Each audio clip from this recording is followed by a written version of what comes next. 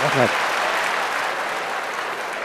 Tushlik yeymiz deb to'ytimiz shunda ketib pasaqlab bir oshxonaning ichidan hali boya men gapini qilib bergan og'inim bir qizvallarlar oldimizga chiqib qo'limizga tushib qoldi-da. Nima ish qilib yursa, kim bo'ldi bu desa, voy yaqinma odosh bu satlashma, bir do'stimni qilib ketdi bu. Bu o'zi yomon qiziqchi bu, ba'zi qiziqishlar qilib qo'ydi.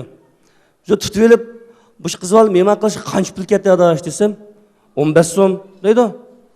Ya 15 so'mga mehmon qildingmi? İşte azam ekan bu qiz mehmon qilmoq. Hajab azam mehmon qilsan desam, bu qizning so'mkasi bor shu 15 so'm ketdi.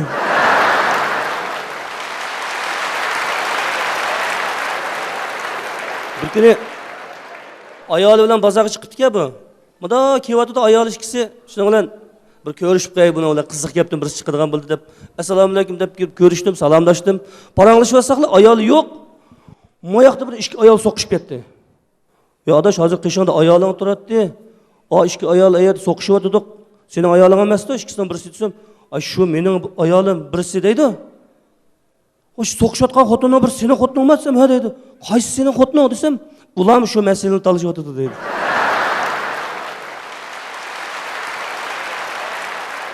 Dadisi tugab ketdi bag'inamning bir kun. Dadisi tugab ketganda patiga bordik, ishdan kirsak, voy atam deb yig'ildi bag'inam, yig'lab ketganda, voy savr qil deb ko'rishib Moyoqda bir mo'yisib adam baka, yosh cho'ng'aroq adamga. "Ey, yig'lama. Nima yig'laysan? Ha? Dadangning to'yi bo'ldi. Dadang 70 yoshga kirdi, to'yi bo'ldi" degan gap.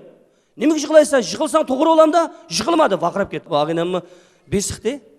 Bir kim degan, dadisining ishga og'ayisi kirdi. Kirdi, dadisining og'aylarini ko'rib, yana o'zini basamay, voy atam deb yig'ildi. Har qadam yana qopib ketdi. "Ey, yig'lama deyapman men sana. Dadangning to'yi bo'ldi, uqdingmi? Dada deb yig'ilsang ro'yi ko'rinmamdi.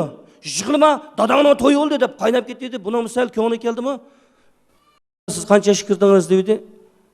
"Men 75 yoshga kirdim" desa, "Siz to'y qildigan vaqtim 5 yil o'tib ketibdi" dedi.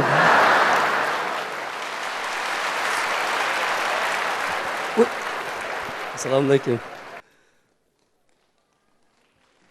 Menga shunda kulib o'ylab o'tasiz. Rahmat. Bugun umrimizda Qashqa xalq naqshchisi, Qashqa teatrchilik ishlari uchun o'chmas to'yq bilan qo'shgan Abdukim Ro'zi apandining o'g'li Abdug'ani Abdukimga beramiz. Marhamat.